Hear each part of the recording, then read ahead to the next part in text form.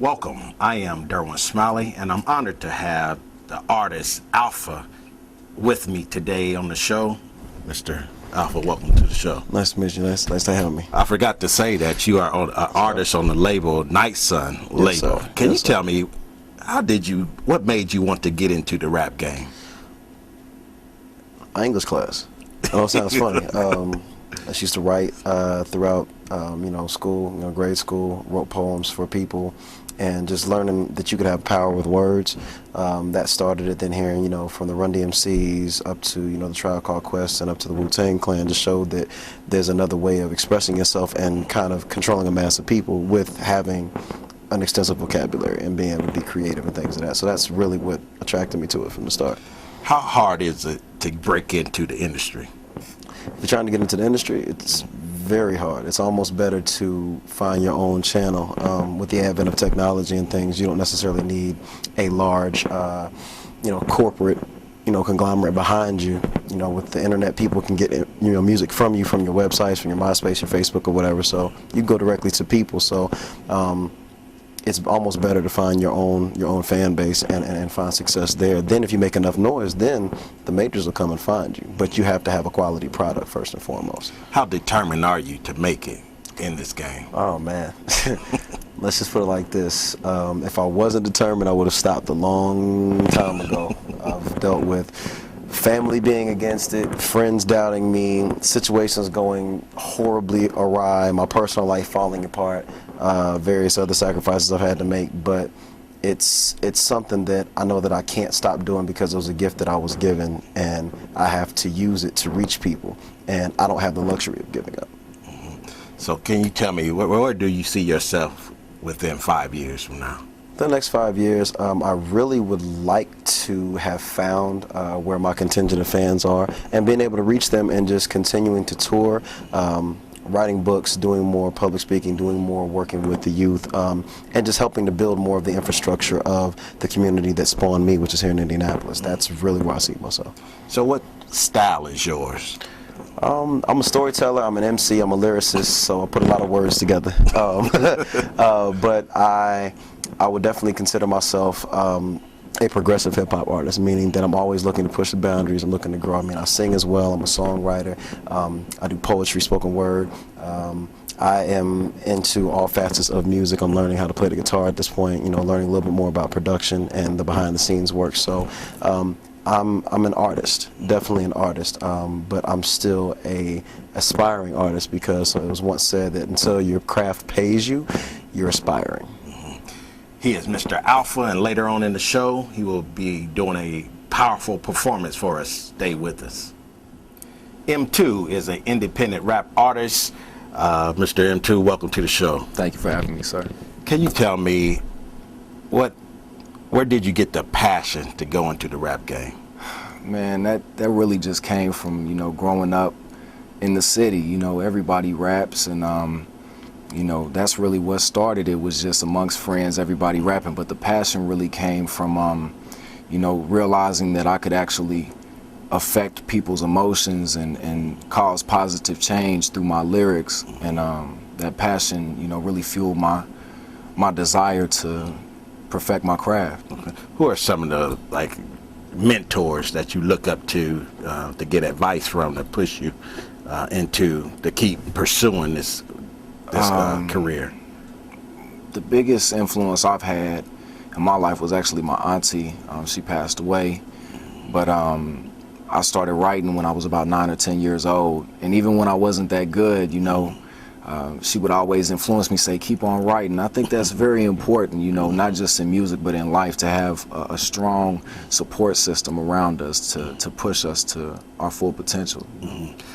Also, there's other things you do besides just rap. You told me that you have an not independent, but a non-profit business that you are doing. Tell me a little bit about it. Pass It On Incorporated is a federally registered 501c3 here in the state of Indiana. Our goal and objective is basically to change the world through empowering the youth. I believe that the youth have been put into a situation as far as in our communities where they don't have a lot of outlets and they don't have a lot of people to step up and really give them guidance and advice. So what I try and do at Pass It On is basically have a collective of people around my age, a little bit younger and older, that see the big picture in life, you know, and see that as individuals we can make an impact in the community. So where you see the future for the nonprofit and your rap career going? You know, God willing, I just want to help people. You know, I don't have any real big expectations or goals. It would be wonderful to become a world-renowned artist, a world-renowned humanitarian and philanthropist, but as long as I'm affecting change, I'm content with that. Okay. He is Mr. M2, and later on in the show, he will be doing a performance also. Stay with us. Gunshots, people screaming, tires screeching, here come the policeman. He's barely breathing, internal bleeding. His spirit's leaving over an avoidable reason.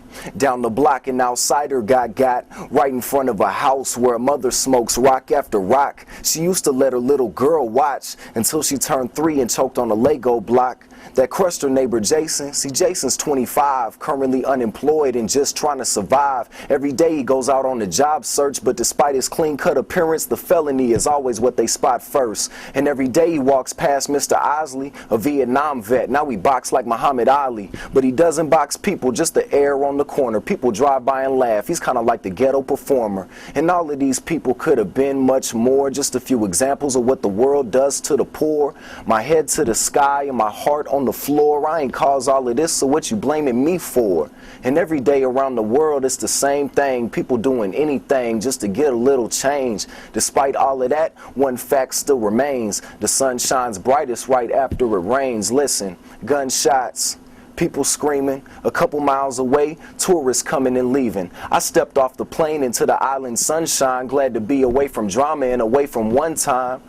Vacation. That's all that I was thinking, until the situation took away my elation.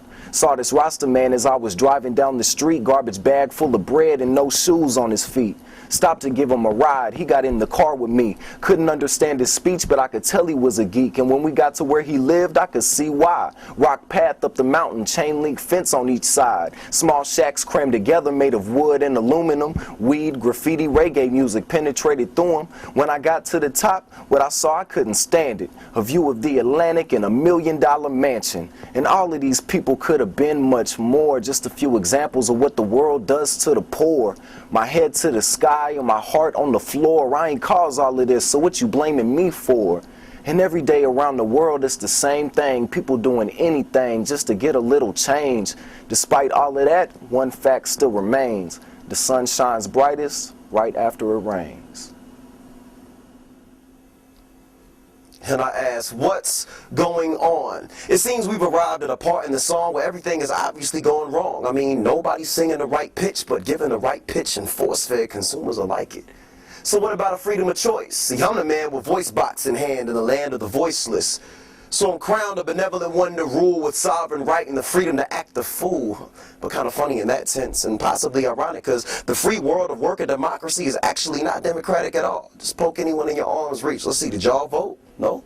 Did you finish up college or even high school? Or have you hustled and saved at any time? Or have you spent and reinvested in your communities? Or do you feel your tents and rims give you immunity of some sort? You're living in some sort of fantasy. You claim to be the man, but you abandon your family. You boned and boned out, never back ever since, and it's a shame. But today the letters of Willie Lynch are explained and exhibited through a living color palette. I mean, we can get to Jordan releases, but can't get to ballot boxes?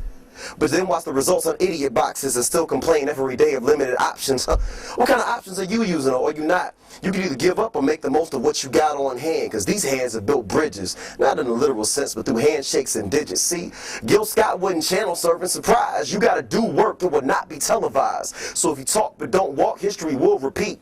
So if this is the revolution, I'm going to keep my receipt. See, this is Indiana speaking, and I'm Indiana breathing. Rules change, it switches like an Indiana season. To see I'm light years ahead of the doubters, I figured it's finally time I did something about it. So now, with no further ado, here, let me show it to you, because I don't just flow it around or over, I flow it through you. It ain't your fault that your bars suck. Well, yeah, it is. And trying to figure why you can't keep up. Well, there it is. Come on, you gotta be kidding me. I'm inside of your mental impulses. I'm in your memories. I'm right between the thoughts of he really is and I really ain't, just behind nothing and just before I really can't. Now refer to previous answers. You're busy writing bars and my symphony is in stanzas. Yeah, you write quips, I compose in couplets, and I should quit while I'm ahead, but I ain't done with dropping fitteds down, so you can't even see my eyes when we come around. These 5950s cocked if it's spun around. If you want to know where I'm from, let me run it down. I hold it down like a stoplight on 38. Or better yet, a broad ripple mural with a face. I keep it posy. Trying to control the state, or at least the state of hip-hop, and who's your state getting my yats on. Y'all get your raps on, spoiled little brats taking hip-hop for granted from where you living at. Indiana cats to rap, we wasn't given that, so we had to take your tracks, kill them, and give them back. Like, rah. This here's sentiment from the I again. I-B-I-N-D-I-A-N-I, and nah, ain't no more sleeping on us, my friend, but stay tuned, I'm gonna show you the way that I represent. See, I'm historically accurate, attacking in an immaculate manner with no grammar, slamming grammar with verbal hammers, bandanas adorn my body. Nobody probably can stop me, so watch me cocky and jolly, take property like Monopoly. Try to follow me, calling me names, can swallow me, got me, get sleek, it's gotta be logically placed, hypotheses dropping, he sits miraculous, habit is dressing fabulous, and an advocate for my city always, Indianapolis.